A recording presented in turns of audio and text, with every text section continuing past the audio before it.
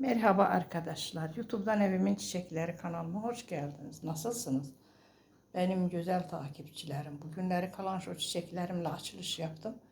Kalanço çiçeklerim bakın arkadaşlar. Şimdi Şubat ayı gör ne kadar güzel top top çiçekler açmaya başlamıştı.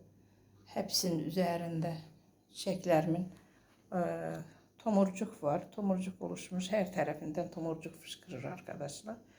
Evde kendi çabalarımla beslediğim çiçekler.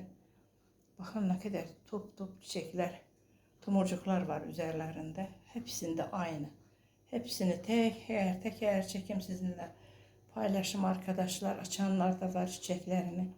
Üzerlerinde hala tomurcuk olanlar var. Bunlar yeni yeni açmaya başlamış. Ona göre bunları çekim sizinle paylaşayım dedim.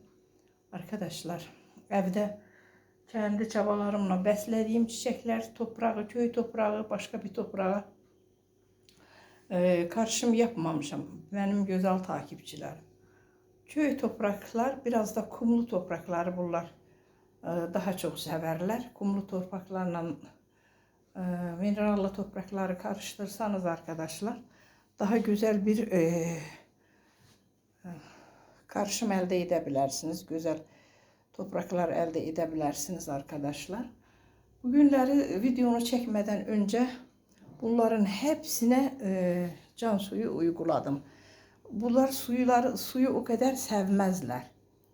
Suyu o kadar sevmezler. Ne zamanlandı ben bunlara su uygulamırdım. Bugünleri hepsini aldım şuraya. Üzerlerine de su püskürdüm. Üzerlerinde ne kadar olmasa toz oluşur arkadaşlar. Olur da tozdu. Oluşur üzerlerinde. Ona göre de üzerlerine de su fıskırdım ya bu püskürdüm şeyler bu yapraklarını yıkadım arkadaşlar. Bak üzerlerinde de hala su var. Bakın ne kadar güzel bu top top çiçek açmış. Bu tek bu saksim değişik açır arkadaşlar. Böyle top top açır. Ama bak bunlarda top top açır. Böyle böylelerden bu kısımlarından da şu kısımlarından böyle açır. Yani böyle filizler çıkarır. Buradan da açır. Ama bu tek açır. Tek böyle topa bir çiçek açır. Bunu çok seviyorum. Bunu çok özel bakımını yaparım arkadaşlar. Bundan tek bende bir saksı var. İnşallah Mart ayında çoğaltacağım ben de bunlardan. Sonra da can suyun uygulayanda da birkaç gün önceden damacanaya alıp evde beklettiğim ev havasında. Şimdi havalar soğuk, ısınmaya başladı çok şükür.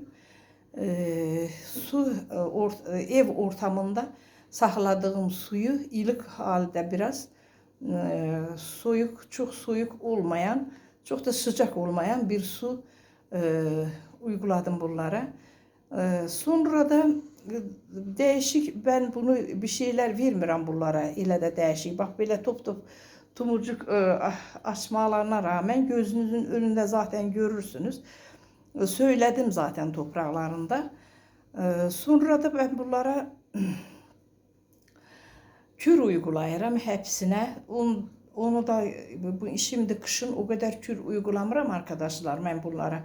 Ama yine de bu tumurcuk olduğu için, tumurcuklar koyduğu için ne kadar olmazsa yine de 1,5 aydan bir ben bunlara kür uygulayıram.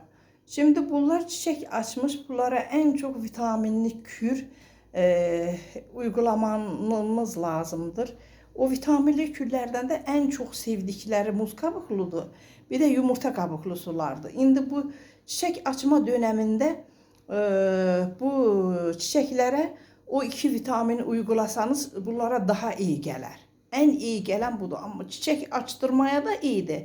Çiçek açandan da sonra o çiçeklerini üzerinde uzun süreli saklamak istəyirsinizsə muz kabuklu bir de yumurta kabuklu sular kürlər uygulayın. Benim güzel takipçilerim. Bak başka böyle bakımı kolaydı yani. Elə zor bir bakımı yoktu. Bak burada 2 şişe muz kabuklu suyum var. Önceden aldım. Bakın arkadaşlar muz kabuklu sudu. Önceden aldım şişeye. Bunları buraya uygulayacağım. Her taraflarından bu kök kısmından uygulayayım. Çünkü bunlara çiçek açıblar arkadaşlar. Bunlara vitamin lazımdır. O çiçekler hepsi bu ağaçlardan, yani çiçeğin kendi ağaçlarından, kendi köklerinde olan vitaminlerin hepsini sorup kendisine alır. Sonra da böyle çiçek açmaya başlayır. Gıda kalmır bu yeşilliklerinde, yapraklarında, köklerinde, bak bu budak kısımlarında ne vitamin varsa hepsini sorup alırlar. Burada da bu küçük bir saksim belə var ama o da yine de top. Gör bunun üzerinde küçük olsa da ne kadar tomurcuk var arkadaşlar. Bak bu kürler sayesinde. Toprakla da dikkat etseniz yakından. Bak köy toprağı da. Başka bir toprak uygulamamışım. Bak bunların da yeni tomurcuk koydukları kısımlar da var. Önceden de var arkadaşlar. Göze yarı su üzerlerini kapatsın. Bu kadar yetir hepsine. İnanın ki yetir arkadaşlar. Muz kabuklusu. Her birine uyguladım. Elə bir zor bakımı yoktu. Yani çok endişe etmeyin. Nasıl olar, necə olar diye. Endişeye kapılmayın. Elə bir zor bakımı yoktu. Burada da küçük, çok küçük bir saksim var. İnşallah onun bir tarafından yaprak, her tarafını yaprak sarmış. Böyle biraz uyguladım. Benim gönlü güzel takipçilerim. Bakın ne kadar güzel top. Çiçeklerine bakın. Bakımının da nasıl yapıldığını siz yakın kendiniz düşünersiniz. Bugünlük bu kadar olsun. Benim güzel takipçilerim. Eğer istediğiniz bir şey varsa yorum kısmına yazın. Ben size döneceğim. Hoşça kalın deyirəm. Sağlıcakla kalın. Her birinize teşekkür ediyorum.